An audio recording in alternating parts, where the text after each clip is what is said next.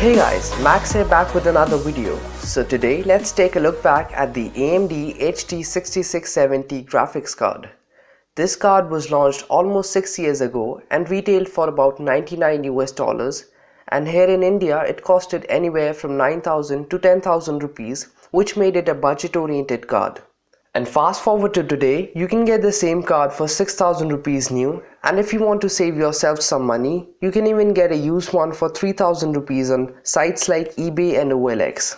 The one I have for this video is the Sapphire AMD HD6670 featuring 1GB of GDDR5 memory, which makes it starkly faster than the 2GB DDR3 variant. However, having only 1GB of VRAM may be its biggest downfall. But as you'll see later in this video, this is still a very capable card for the price. More about the specs: it has a core clock speed of 800 MHz, a memory clock speed of 1000 MHz, and has 480 stream processing units. On the I/O side of things, it supports VGA, HDMI, and DVI output. With a maximum rated TDP of just 66 watts, it does not require any additional power connector, meaning that it is not a very power hungry card either. On the cooling side of things, it's nothing too crazy. A single fan is able to keep it cool and quiet. Now the good news here is that even after being a pretty old card, it supports DirectX 11, so we'll be able to test a few modern titles too. So without any further ado, let's jump right into some gaming benchmarks. Kicking things off with GTA, on 1080p with the lower graphical preset, the game performed surprisingly well at an average frame rate of 40 FPS with no major hiccups. Turning the resolution down to 720p would surely increase the frame rates, but 1080p seemed very much playable here. Next up we have Battlefield 4. As this game is a bit more fast-paced, 720p with medium to high graphical settings, the game ran smoothly on an average frame rate of 42 FPS without any issues. You can even play this game on 1080p just fine, but then you'll have to tinker with the graphical settings, and being such a beautiful game that it is, I wouldn't want to play it on the low settings.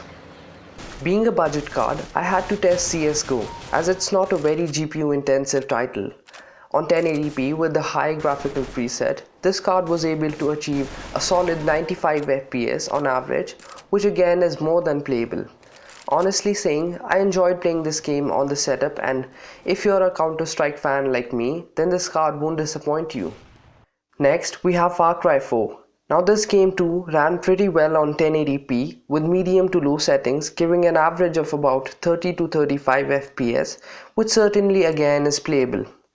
Now, no GPU benchmark is complete without Crysis. On 1080p low to medium settings, the game did actually manage 30 FPS on average, which is a good score for a card this old. Note that for this one, I had to overclock the card a bit just to hit that 30 FPS mark on 1080p, and it handled it well without being too hot or noisy. If you don't want to overclock your card, then 720p would be the ideal setting. So I guess that leads us to the conclusion. Should you buy one today? Well, probably not, because this card is a dying breed. It wouldn't be your best bet if you're looking for solid 1080p gaming, especially because as the gaming industry is evolving, so are the hardware demands. However, if you don't mind tweaking the settings down a bit, and more importantly if you're on a tight budget, then this card would actually give you a great price to performance ratio. Anyway guys, it's always good to have a look back and see how far we have come. With technology advancing so fast, I'm sure 10 years from now and cards like the GTX 1080 Ti will one day be considered outdated and slow. So guys, if you found this video helpful, do give it a like, subscribe to my channel, and any feedback or suggestions are always appreciated. See you in the next one.